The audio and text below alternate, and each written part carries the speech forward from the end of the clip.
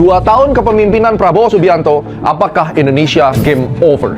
Presidennya diktator, jeopardize ekonomi, jeopardize demokrasi. Hey, kalau kamu memang mau menjadi kabur aja dulu, lu keluar aja. Karena apa? Penjahat-penjahat asing jangan sampai mengacak-ngacak Indonesia, siapapun presidennya. Sebenarnya lu lakuin itu karena kamu tidak setuju bahwa Indonesia mau maju, kan? Ini datanya.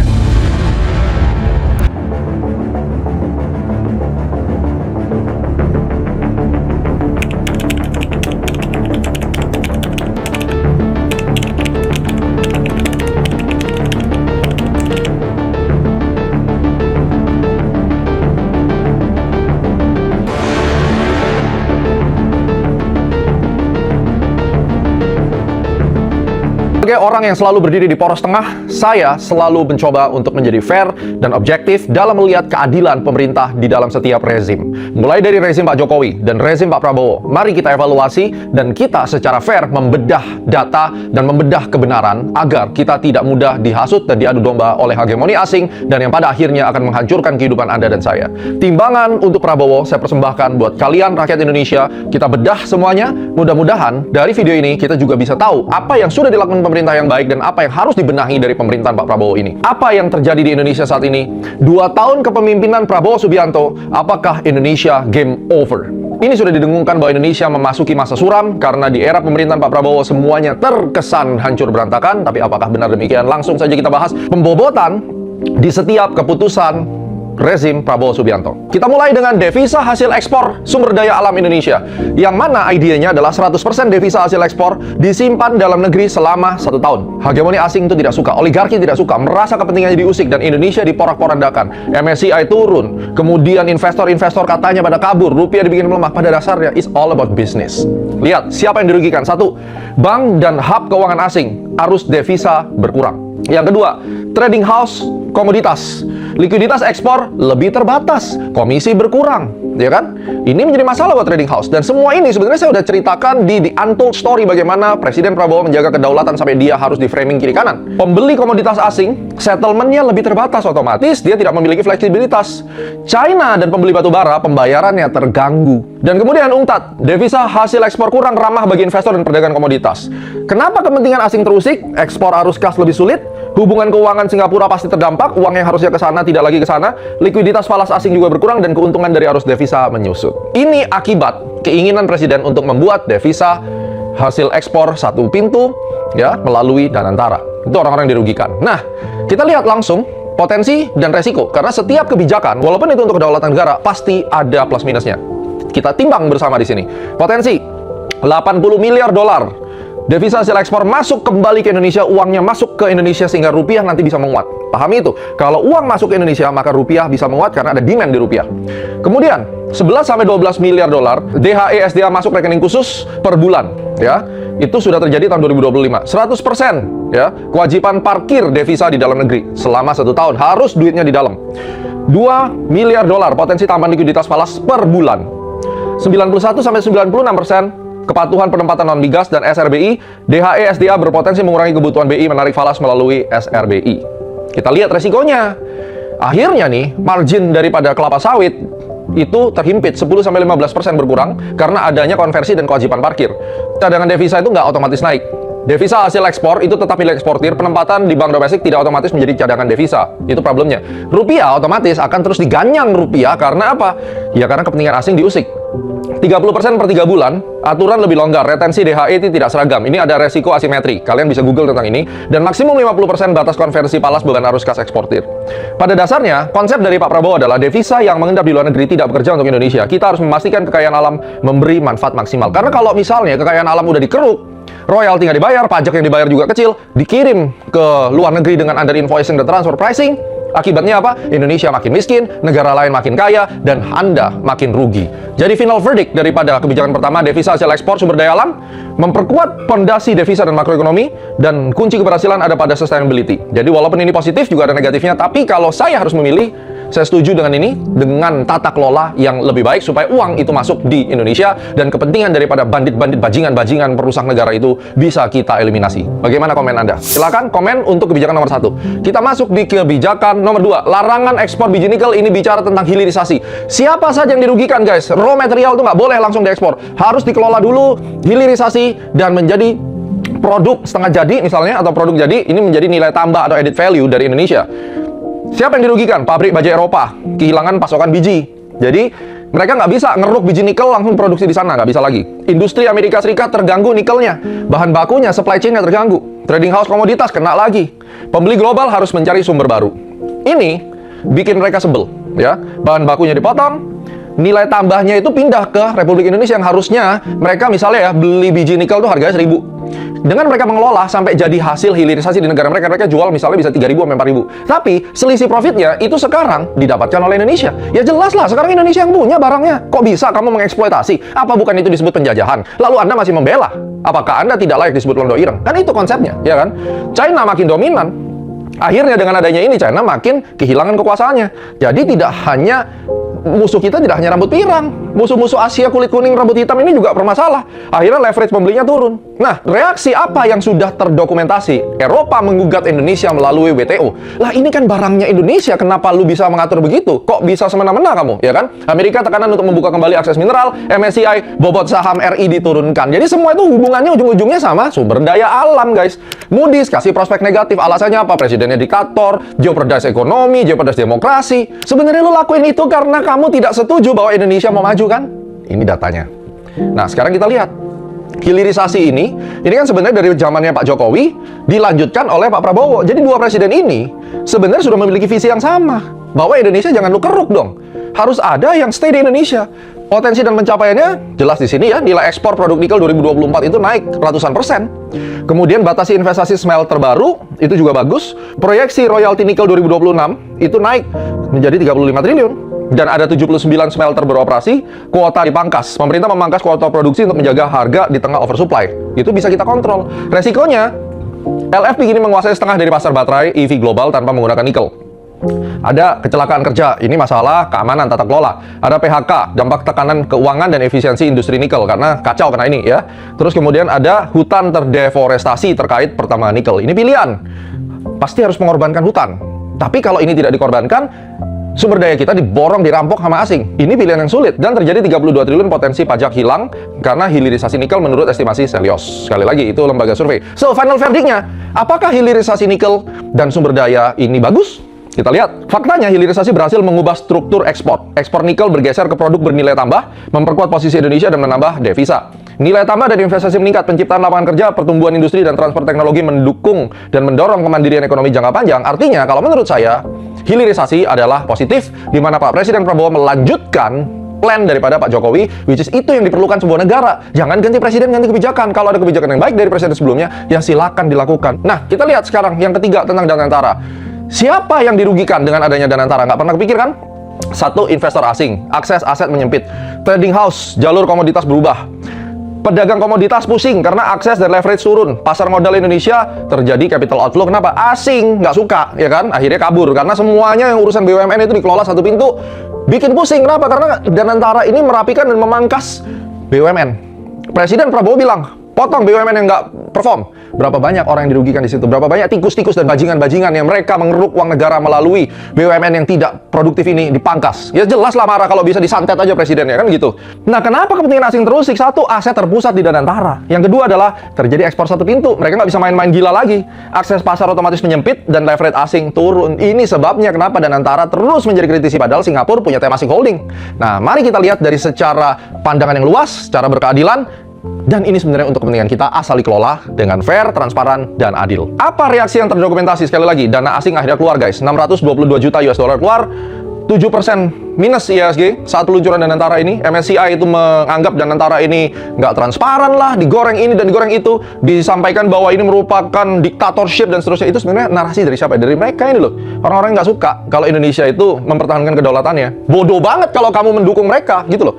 Jadi kamu tuh sebenarnya cinta negara atau kamu sebenarnya adalah londo ireng?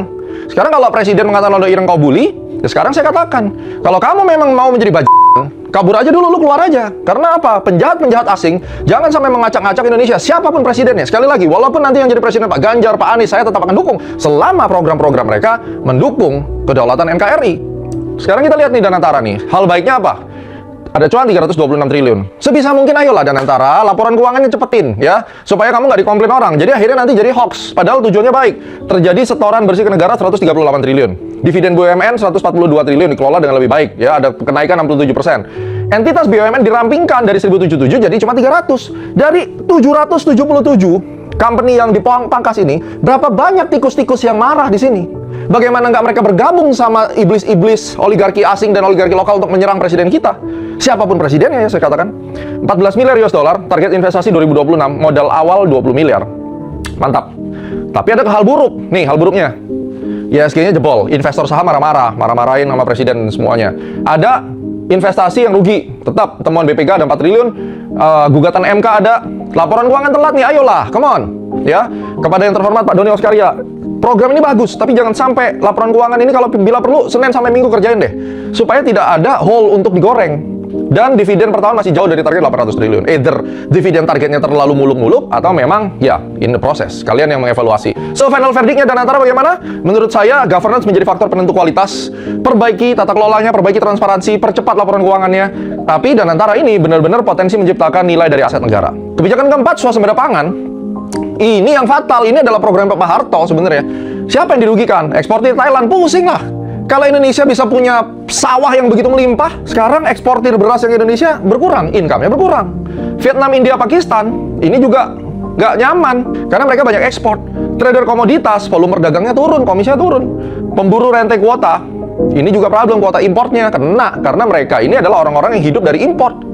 Nah, kenapa kepentingan terusik? Pasar import RI-nya menyusut. Indonesia berkurang. Kalau ada swasembada pangan, itu nggak import lagi. Kalau importnya berkurang, yang ekspor nggak dapat duit. Yang ekspor siapa? Negara asing. Kalau kamu masih membela negara asing, kamu bajingan sejati. Kenapa kepentingan asing terusik? Eksportir kehilangan pasar, saya udah barusan jelaskan, volume perdagangan turun, dan kuota ekspornya mereka juga tertekan.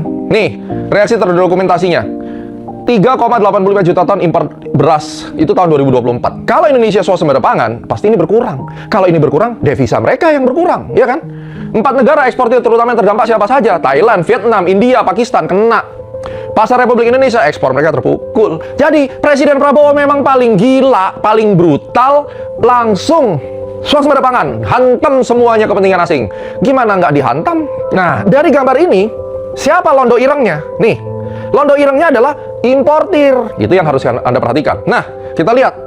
Food estate dan swasembada pangan. Sampai akhirnya digoreng lah cerita tentang pesta babi di Papua lah. Itu semua kan karena ini sebenarnya. Kita lihat aja di sini. Produksi beras 2025 naik 13%, jadi 34 juta ton. Zero impor beras 2025, tidak ada impor beras. Stok cadangan beras pemerintah di Bulog tertinggi dalam beberapa dekade 3,9 juta ton. Nilai tukar petani ya diuntungkan. 4 komoditas strategis beras, jagung, gula konsumsi importnya mulai dibatasin. Sakit para importir ini, oligarki importir, pusing, ya kan? Eksportir juga pusing dari negara sana. Akhirnya mereka bersekongkol, gulingin aja tuh presiden lu, presiden sialan itu, bikin bisnis kita rusak. Itu yang disebut londo ireng. Kita lihat di sini, hal buruknya apa? Deforestasi. Ini yang harus dipikirkan pemerintah, bagaimana mengganti 190.000 hektar ini. Jangan cuma kita babat, tapi kita reboisasi, ya kan? 1-2 juta hektar target food estate. Target Merauke untuk swasembada digusur hutan dan lahan adat suku Malin. Berikan kompensasi yang fair. Jangan mereka-mereka ini cuma digusur hanya karena alasan swasembada pangan, tapi pemerintah APBN-nya dikorupsi, nggak mau kasih mereka uang. Ganti dong secara fair. Itu tanah adat. Jangan sampai dengan kepentingan negara, masyarakat ada yang diinjak. Be fair, supaya presiden dicintai seperti Raja Bhumibol di Thailand pada saat itu. Semua itu masalah keadilan, ya. 2,4% produktivitas historis. Food estate hanya 2,4% pola gagal berulang. Ini terjadi. Produktivitasnya itu kecil. 108 triliun cetak sawah era lalu hanya menghasilkan 5% ekspansi lahan. Efektivitasnya rendah. Karena apa? Kompetensi nggak beres. Mari kita beresin. Terjadi 780 juta ton CO2. Proyeksi emisi bila 2 juta hektar dibuka, rugi karbonnya 47 triliun. Final verdict, saya pendukung daripada swasembada pangan, tetapi saya juga minta pemerintah berkeadilan kepada orang-orang yang lahannya diambil atas nama kedaulatan. So, manfaat ke petani juga harus menjadi faktor penting, ya. Dan memang swasembada ini menjadi ketahanan pangan nasional yang sangat dibutuhkan. MBG. Well, saya sudah membuat konten tentang MBG cukup banyak. Kalian bisa lihat di sini, kalian bisa nonton dan perhatikan. Saya nggak akan bahas plus minusnya, tapi saya langsung bahas siapa yang dirugikan dari MBG. 1. Australia. Mereka mengurangi ekspor apa saja. Sapi, susu, ya, dairy product. Terus kemudian trader pangan juga berdampak. Apalagi nantinya disentralisasi di Kopdes misalnya. Selama ini memang tata kelolanya ancur-ancuran, tetapi Anda harus tahu bahwa kepentingan asing terusik jelas di MBG karena import itu kena. Harus menggunakan produk lokal. Impor diketatkan, pasar daripada RI menyempit karena ditaruh dikunci di satu pintu MBG ini, ya. Produk lokal naik dan leverage asingnya turun. Reaksi terdokumentasi, 72% ekspor sapi hidup Australia ke RI. Australia pasarnya bergeser dari yang awalnya Indonesia, terpaksa dia harus geser ke Brazil. New Zealand itu juga problem masalah susu. Jadi mereka mencoba mencari jalan daripada WTO dan ASEAN. Garuk-garuk lagi nih Indonesia supaya ini kacau di programnya. Tapi kita juga tahu, hal baiknya apa? Ada 600 miliar per hari mengalir ke petani ini uang. Dan ini berdasarkan data Kementan 2026. Benar tidaknya datanya? Silakan. Ini harus dibuktikan, tapi yang saya percaya ini benar. Karena petani-petani sekarang harga-harga di pasar pada naik. Karena demand. Serapan pangan 108 triliun per tahun, 40-60% kenaikan pendapatan petani, pemasok MBG, 1,2 juta lapangan kerja itu terrealisasi, dan ada kontribusi terhadap PDB 14 triliun. Jeleknya, korupsi. Memang tikus-tikus ini ya. Ini sudah ditangkap nih, sekarang diganti sama Pak Sudaryono. Bagus. Dengan sangat ketat mengatur MBG. Kemudian pemborosan MBG 10,5 triliun per tahun karena tidak ada efisiensi, programnya hancur-hancuran dadakan, tata kelolanya berantakan, keracunan makin banyak, ya, anggaran tidak terserap 19 triliun, dan dapur-dapur itu waktu awal dibuka segila-gilanya karena ada unsur dugaan korupsi. Tetapi kalau kita bicara final verdictnya, apakah MBG ini bagus? Saya percaya programnya bagus, tetapi kehancuran tata kelolanya yang harus kita segera reformasi dan revolusi habis-habisan. Nah, kebijakan ke-6, modernisasi alutsista. Ini yang jadi masalah sama Amerika. Sejak zamannya Pak Harto, di video Untold Story, kalian lihat paralelisme antara Pak Harto dan Pak Prabowo. Saya menyampaikan, ketika Indonesia mencoba menjalin hubungan dengan Eropa, membeli Airbus, Rafale, dan seterusnya, sementara beli sama Lockheed Martin yang kurang, itu akan jadi masalah. Tapi kenapa demikian? Pesawat tempur, itu ada Gen 3, Gen 4, Gen 4.5, Gen 5. Nah, kita lihat F-35. Singapura ini udah bisa pesan. Indonesia dibatasin pesannya. Karena ini adalah Gen 5. Negara Commonwealth bisa dapat F-35. Nah, akhirnya Indonesia untuk menjaga kedaulatan kita, Anda bayangin, ini sudah jadi rahasia umum lah. Kalau misalnya kita perang, banyak orang bikin meme, wah mana bisa kita perang, senjata kita aja kelas bawah gitu. Ya oke, sekarang Presiden mau men-upgrade senjata kita. Beli Rafale dari Prancis, beli Kan dari Turki, dari Korea Selatan KF-21. Siapa yang terganggu? Amerika lah, industri senjatanya. Marah dong. Harusnya kan dia bisa beli F-18, Hornet misalnya, F-22, Raptor misalnya. Ya tapi kan, lu batasin, mau beli aja dipersulit. Masa Indonesia mengoperasikan pesawat tua, Tiger lah, Falcon lah, cuma dibatasin situ. Yang kalau dogfight sama yang Gen 5 mah udah habis, begitu di lock misilnya nggak bisa lari. Apakah itu negara kita dikondisikan sampai kayak begitu? Pemerintah Amerika leverage strategisnya menurun. Kenapa? Karena Indonesia mulai bercabang, main poros kemana-mana. Sama Eropa iya, sama Turki iya, sama yang lain-lain juga ya. Kontraktor pertahanan, akses pengadaan, turun. Karena kontraktor pertahanan ini nggak cuma asing. Ini kerjasama antara oligarki lokal sama asing. Dua-duanya ekspor-impor. Dengan adanya Presiden itu membuka jalur kepada negara-negara ini, otomatis supplier barat terputus rantainya. RI tidak lagi ketergantungan. Jadi siapa? Pasar Amerika Serikat tergeser, leverage-nya turun, pemasoknya makin beragam, jadi menjadi heterogen, tidak lagi monopoli untuk alutsista ini. Dan potensi tawar RI naik, bisa dapat harga lebih murah.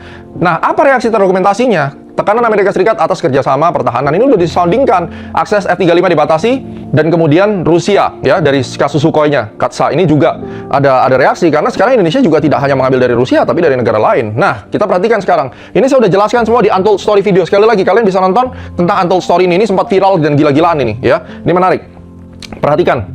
Hal baiknya, kita punya 42 unit jet Rafale Gen 4,5. Perancis. 3 tiba di Indonesia tahun 2026, opsi tambahan 66 unit. Diversifikasi sumber senjata. Kita sekarang diversifikasi kemana? Ke Perancis, Turki, Korea. Dan juga kita bermain drone. 335 triliun anggaran pertahanan, naik dari 245 triliun. Ini hal baik. Kenapa? Karena anggaran at least nggak dipakai untuk proyek-proyek nggak penting, tetapi untuk pengadaan alutsista demi pertahanan kita. Ya, PTDI transfer teknologi dan lisensi produksi. Jadi dengan adanya kita membeli alutsista dari Prancis, dari negara lain ya, mereka itu setuju untuk transfer knowledge. Nah, ini yang tidak mungkin terjadi kalau kita belanja di Amerika. Kedaulatan pertahanan makin kuat, tidak bisa disandra dan embargo atau sanksi satu negara. Hal buruknya apa? Anggaran itu masih terlalu rendah ya, 1% PDB, harusnya 1,5-2%. Cuma kita nggak bisa beli seenak-enak kita karena ada kuota di dalam alutsista. Beli pesawat tempur, beli alat tempur itu tidak bisa beli seperti beli Boeing 737 atau Airbus 320 untuk komersial, karena ini bicara tentang defense daripada sebuah negara. Kita masih punya alutsista tua, masih banyak alut ukur kekuatan minimum belum tercapai. Utang falas tinggi, kita nggak punya duit untuk belanja ini. Jadi masih tergantung pada utang, dan Gen 5 itu kita nggak bisa dapat. Padahal kita harusnya sudah punya Gen 5, karena negara-negara lain itu pada pakai Gen 5. Jadi kalau ada perang dunia dan harus dogfight pesawat, ya kita mah hancur ya. Dan pengiriman kita juga lambat. So, verdiknya, modernisasi alutsista, kedaulatan pertahanan, saya setuju. Bagaimana dengan Anda? Dan kita melihat, ada satu pernyataan yang juga sering muncul setiap kali kita membahas seorang presiden. Presiden itu cuma menjalankan kepentingan oligarki. Tetapi presiden kita 180 derajat berbalik, berbeda. Satu hari setelah dia dilantik, yang dilakukan Prabowo adalah pergi ke Eropa, join BRICS. Itu jelas-jelas menantang hegemoni Amerika Serikat. Dedolarisasi, dijoin langsung sama Pak Prabowo. Ya. Jadi, kepentingan oligarki adalah misi utama Presiden Prabowo untuk dihantam habis. Ini adalah di Untold Story 1 dan 2. Ya, yang ini kedua, kalian bisa lihat.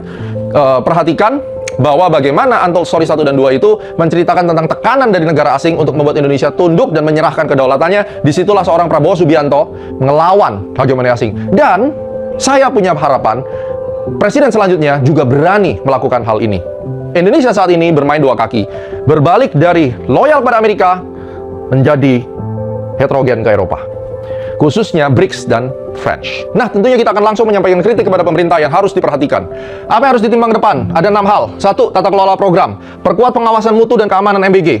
Audit independen SPPG, transparansi berkala dan antara. Semua tata kelola program pemerintah harus direformasi. Jangan sampai berantakan dan melakukan hal-hal bodoh di dalamnya, ya. Memalukan, karena rakyat kita ini sekarang kritis. Jangan sampai rakyat yang awalnya mendukung pemerintah jadi membenci pemerintah. Yang kedua, disiplin fiskal. APBN, tolong jangan bikin proyek-proyek yang nggak masuk akal. Buang-buang APBN, pemborosan. Efisiensi APBN harus benar-benar dilakukan. Tuntaskan Kortex supaya tidak ada lagi penggelapan pajak, supaya tidak ada lagi pungli daripada pajak. Ya, uji kelayakan ketat, program populis besar. Jangan hanya bikin program nih, dengan hormat Pak Presiden, bikin program, dengerin kiri kanan Anda yang kasih feedback salah. Nanti Pak Presiden yang kasihan, ya. Ini saran saya. Demokrasi hak sipil, evaluasi penanganan demo dan akuntabilitas aparat, jamin kebebasan pers dan partisipasi. Tapi kalau ada hoax-hoax yang spionage, bantai saja, ya. Orang-orang yang suka ngeklip, kasih hukum UU ITE. Tapi untuk kritik-kritik yang benar, mari didengarkan. Jangan cuma slip service. Yang keempat, ekonomi berkeadilan. Dorong penangkapan, nilai tambah hilirisasi di dalam negeri, kurangi konsentrasi rente. Mata rakyat, rawat sikap kritis berbasis data, apresiasi capaian tanpa menutup mata pada kegagalan. Ini juga harus diperhatikan demi keadilan dan stabilitas sosial, perbaikan kualitas ASN. Tolonglah, orang-orang yang tidak kompeten, yang otaknya tolol-tolol itu jangan dikasih menjabat sebagai ASN, kayak sebagai orang-orang yang ada di birokrasi. Mereka inilah yang rusak nama presiden. Jadi, mulai hire dari para praktisi, para expertise. Jangan lagi memberikan teman itu kursi, tapi kursi yang diberikan itu tidak dipertanggungjawabkan dengan baik dan tidak ada kompetensinya. Ini akan merusak. Ini adalah 5 hal yang harus kita perangi. 1. Koruptor. Sahkan RUU perampasan aset koruptor. Segera. Oligarki perusak bangsa. Oligarki asing yang terbukti melakukan spionase. Jerat dengan undang-undang spionase. Buat undang-undangnya. Ya. Oligarki lokal. Putuskan rantai bisnisnya. Oposisi pemerintah buzzer, bantai habis. Jadi seperti China, diktator sekalian. Jadi jangan sok-sok demokrasi, membiarkan para iblis-iblis ini, di mana iblis-iblis yang menggunakan sosial media, tukang clipper, yang rusak. Saya nyatakan perang dengan Anda. Dan saya harap Presiden juga menggunakan otoritasnya, ya, untuk menghantam orang-orang ini. Karena orang-orang ini jelas, sumber dananya jelas dari mana. Ini harus kita perangi bersama, Bapak Ibu semuanya. Terlepas dari siapapun presidennya, mau presidennya nanti yang menjabat Indonesia secara konstitusi adalah oposisinya Pak Prabowo, tetap harus kita dukung, karena ini bicara tentang kehancuran negara Indonesia jika terus digoreng oleh buzzer-buzzer sintetis. Hegemoni asing merusak bangsa, ya. Jangan sampai kita diperas, di blackmail, diintimidasi. Hati-hati. Ini harus kita perangi, dan oposisi pemerintah dan spionase asing harus kita handle dengan baik, ya. Sebisa mungkin, seperti Pak Prabowo, semuanya sudah dirangkul sama dia, mau teman, mau lawan, semua dirangkul. So, final verdict. 2 tahun loh, 2 tahun pemerintahannya Presiden. Ini belum even setengah jalan, sudah heboh setengah mati. Kenapa heboh? Karena beliau membela kedaulatan negara, karena beliau mencoba mengambil kembali apa yang sudah dirampok selama ini, dan tentunya banyak kekurangan daripada presiden. Makanya timbangan Prabowo ini menjadi koreksi buat pemerintah dan juga menjadi koreksi buat masyarakat agar kita bisa tetap berdiri di tengah. Pada dasarnya yang kita cintai adalah Republik Indonesia. Bagaimana pendapat kalian? Mari komen yang bijak, komen yang fair, bagikan video ini agar masyarakat tahu bagaimana kita harus mempertahankan negara ini.